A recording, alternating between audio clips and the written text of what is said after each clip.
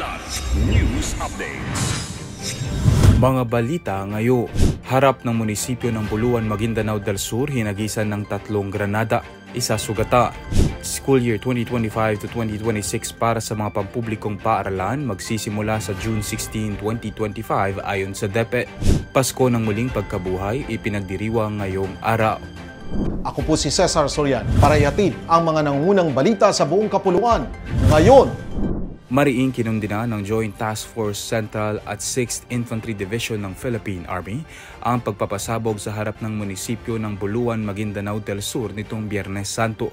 Ayon sa ulat, mga nakasakay ng motorsiklo ang may pakana sa pagsabog sa harap ng munisipyo at isang water refilling station sa Barangay Poblasyon na mabilis na nakatakas mula sa lugar. Sugatan ng 31 anyos na si Jimmy Mamasalang Mibpande, habang isa sa mga granada ang sumira sa kanyang nakaparadang Toyota Avanza. Agad na nagpadala ang Army ng Quick Reactions Team mula 2nd Mechanized Battalion para isecure ang lugar at tulungan ang lokal na pulisya sa investigasyon. Nagpaalala rin ng JTF Central sa mga residente na manatiling kalmado, alerto at agad na iulat sa otoridad ang mga kahinahinalang galaw. Una nang idineklara ang pagsasailalim sa COMELEC control sa nasabing bayan dahil sa mga insidente ng election-related violence.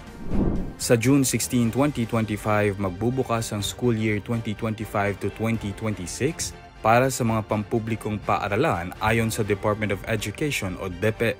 Hudyat ito ng pagbabalik sa pre-pandemic calendar sa bisa ng DepEd Order No. 12, Series of 2025.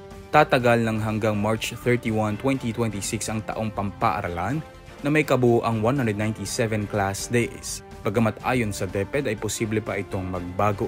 Nakatakda namang idaos ang mga aktibidad para sa brigada eskwela mula June 9 hanggang 13, isang linggo bago ang balik klase. Ang pagpapatupad ng bagong school calendar ay alinsunod sa direktiba ni Pangulong Ferdinand Marcos Jr. na ibalik ang tradisyonal na June to March school calendar. Nanawagan ng Pangulo sa mga debotong Katoliko ngayong Pasko ng Pagkabuhay ng sama-samang pagbangon bilang isang bayan. Sa kanyang Easter Sunday message, sinabi ng Pangulo na ang resureksyon ni Jesus ay hindi lamang oras para magdiwang, ngunit isang call to action o paanyayang kumilos at bumangon sa pamamagitan ng mga polisiyang maghihilom, mga batas na poprotekta at pamamahalang nagtitiyak na walang mapag-iiwanan. Hinikayat din ito ang mga individual na ipamalas ang tibay ng kanilang paniniwala sa pakikiisa sa pagbuo ng bansang kanilang pinapangarap. Samantala sa naging homily ni Cardinal Pablo Virgilio David sa Easter Sunday Mass sa Diocesan Shrine and Parish of the Immaculate Conception sa Malabo, binigyang diin ito ang kahalagahan ng simbolo ng tradisyong salubong sa pagbubukas ng mata sa liwanag ng katotohanan. Ang salubong o engkwentro ay ang pagsasadula sa pagtatagpo ng Birheng Maria at Jesus na muling nabuhay tuwing linggo ng madaling araw. Para sa Kidlat News Channel, ako si Renzel Linon, nag-uula. Ako po si Cesar Soriano, kasama nyo sa bawat pagputo ng balita.